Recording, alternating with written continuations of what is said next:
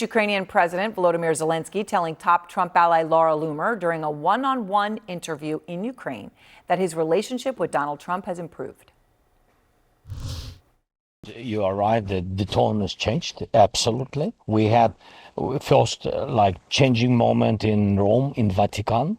Yeah. Yes, it was not long meeting, but I always said that is, I think, historic moment because we changed the relations during 15-20 minutes. I'm so happy because a lot of lives depends on such relations and dialogue. So that clip emerging just hours after the MAGA podcaster posted a photo online revealing the interview and saying, quote, "I just interviewed President Zelensky at Mariinsky Palace in Ukraine. No questions were off limits and I didn't pull any punches." Well, the post and sit down came just 2 days after Loomer had very publicly changed her stance on Ukraine after she saw Russian attacks on a historic monastery up close. And then she said, "I feel like such an expletive for minimizing the struggle of Ukrainians over the past 5 years. I often said, I don't care. Looking back, that wasn't very nice of me to say." Now, there's some self-awareness there, and that's obviously an understatement on the very nice comment, given some of Loomer's comments on Ukraine. She's said many things, some of which include Ukraine is a country full of Nazi apologists, and now it's clearly a country led by a jihadi apologist. And she's also, said a variety of things about the leader she just interviewed, like this. Zelensky has morphed into more of a dictator than an elected leader at this point. He regularly likes to call Putin an authoritarian, when he himself is no better and is in fact in many ways even worse. All right, everyone's here with me. So, Essie, how significant is it that Zelensky would agree to meet with her? The whole thing's odd and interesting. Look, if she's going to do propaganda, I'd rather it be Zelensky's version of propaganda than Putin's, okay? And she was regurgitating all the Putin propaganda before. So was Tucker Carlson. All the far right was. That's crazy. And I'm glad that she went there, right? Yeah. It's one thing to be keyboard warrior. It's easy to say things from the safety of the patio at Mar-a-Lago. It's much different when you go to a place. That's why we encourage journalists to get out of the newsroom. It's why we send members of Congress on codels to these places. Go see it. It might change your mind and inform your opinion. But I'm very concerned about how this all came to be, right? I mean, I covered Tulsi Gabbard going to meet with Bashar al-Assad without approval from Congress. And she came back and regurgitated his propaganda and talking points. That was very alarming. I don't know how this came to be, and I'd be curious if she went as an envoy for Trump. Did she go as a podcaster? Did she go as a private citizen? I mean, we don't know. And David, let's just be clear here. When you see her sitting with Zelensky, part of the reason your jaw is on the floor is not just because she had these opinions about Ukraine, which were based on propaganda and a lack of any kind of experience there, but because she has said other things. I mean, she said, if Kamala Harris wins, the White House will smell like curry.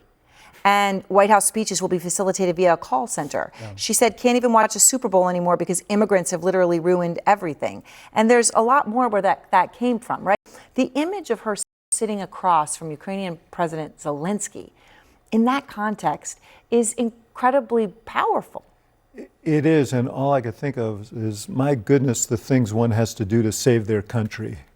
And I think he decided this is something he had to do to save his country because, they call her an influencer, but the person she influences that he cares about is Donald Trump. Yeah. And if this is what it takes, then this is what he's going to do. I mean, Ested, what does this signal to other world leaders? I mean, if you're saying Volodymyr Zelensky decided the best way to get to Donald Trump was to do what he just did. I mean, I think it signals what world leaders have already known, which is Donald Trump cares about the folks in his proximity more than he cares about the kind of traditional channels of information or facts or a briefing or all the traditional ways leaders make decisions. Loomer, I do think it's shocking just to see her in this position. I think it speaks to the blurring of lines with journalist, influencer, like all of that kind of new media happening right now. This is someone whose anti-immigrant, anti-Muslim rhetoric has been so core to their politics. She was kicked off of social media platforms and has only been back, and influence has grown in the second Trump administration. But she's had a big fight with Tucker Carlson. I think this is partly about putting distance between her and him. And I think it kind of reflects that's where kind of MAGA lane has transitioned, where they couldn't be against or they couldn't be against aid to Ukraine while also supporting other kind of U.S. role in intervention, particularly when we think about Israel's role in Middle East. I think you're seeing her represent the new wave in which they're willing to defend the U.S. on both fronts. She's certainly a late adopter on this issue of Putin's brutality in Ukraine. There was 100%. plenty of evidence before now of the savagery that we've seen. Well, it's there. amazing, in a sense, just the lack of belief. I mean, for those of us who have been to Ukraine, and that there would be a complete lack of belief in anything that was presented. But that's what And propaganda it's good to go is for designed to yourself, do. but propaganda was able to overwhelm reality. For a lot of people, right? Yeah. For a lot of MAGA and even for a lot of journalists. If you look at someone like Lara Logan, who was once this like award-winning journalist, she fell down these rabbit holes too and started spewing Russian propaganda and crazy anti-Semitic propaganda. It happens. That's why it's so incumbent on us, the press, to check these kinds of things. For all of that, though, you Report the truth. you look at polling, and a vast majority of Americans see Ukraine as an ally, and an even larger majority see Russia as an adversary, and Putin as a negative figure. So the group chat is back. I wanted to talk about this because this just isn't a shift in foreign policy thought. Loomer has gone after Zelensky in such a specific and intense way. And at one point she tweeted, "I feel like such an a-hole for minimizing the struggle of Ukrainians for the last 5 years." This was in an interview. This was on X, and then in an interview with Puck, she said, "I often said I don't care." You know, what do you think is behind her even going to have the conversation with Zelensky in the first place? Because this is somebody who, she called him a fake Jew at one point, right? Like, I'm shocked she took the invitation. No, she throws tough punches, and you got to respect her for that. I don't know what the motivate. Well, I don't know. I kind of like Calling it. someone a fake Jew, no. Well, I'm not saying that. Gosh, Okay, just goodness wanna- gracious, I don't like that. Good. Okay. Let's be charitable. Okay, but I think the bigger picture here is that the change in posture with Zelensky, right? He's now, because of J.D. Vance and Marco Rubio and how they've teamed up with him, instead of that first meeting at the White House when he was kind of insolent and I would say even entitled, he's now changing. He's working with MAGA influencers to get their support over. He knows the free checks and the free rent's over, and he's going to have to start courting the conservative movement. David Axelrod, Democratic strategist, saying, quote, actually, no, we can play this, I think. He said this on CNN on Thursday. My goodness, the things one has to do to save their country. And I think he decided this is something he had to do to save his country because, they call her an influencer, but the person she influences that he cares about is Donald Trump. Yeah. And if this is what it takes, then this is what he's going to do.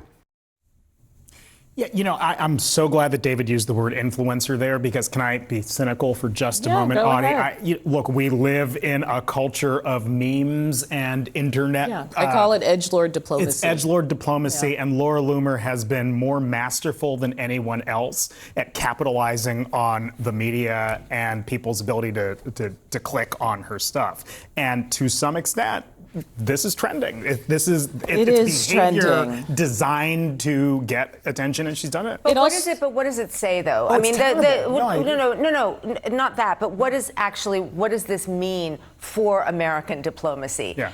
Does this actually, the reason this is trending and we're all interested is, does this actually signify that there is a change of tone materially from this administration, which has been hostile to Ukraine on this issue, and the MAGA universe writ large? Listen, there is a lot happening in that sphere with Israel. Now, with Ukraine, are we seeing a shift? That is what, who frankly cares what Laura Loomer is or isn't experiencing at any time, but we care. Point, it means she's speaking out against the voices that are criticizing the White House, right? So take a Tucker Carlson, who's been very critical of foreign wars.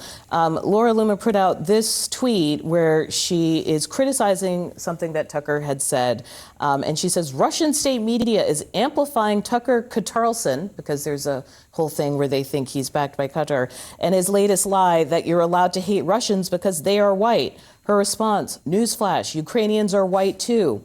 Please enjoy this video of Vladimir Putin kissing the Quran. And she posts a video along. There's a lot packed into this. There's a lot. There is a lot. A disgusting submission to a death cult by an absolute coward. So this person has gone from being like, Ukrainians, give me a break, they need to shut up, to injecting the whiteness conversation, like Tucker.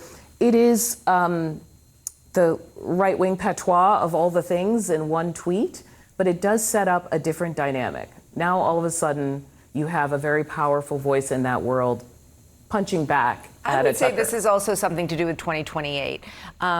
Very much J.D. Vance is aligned with the anti-Ukraine. He was the actual mastermind behind that moment with Volodymyr Right, he's Zelensky. the one who spoke out in he the was the one moment. who spoke Yeah. out. He's the one who kind of set up that dynamic in the Oval Office.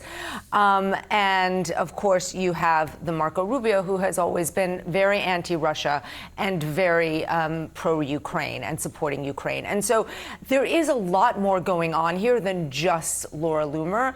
And the question is, as we all do our criminology or our Trumpology, Yeah. is what does this What mean? clouds are gathering and for what reason? And for what reason?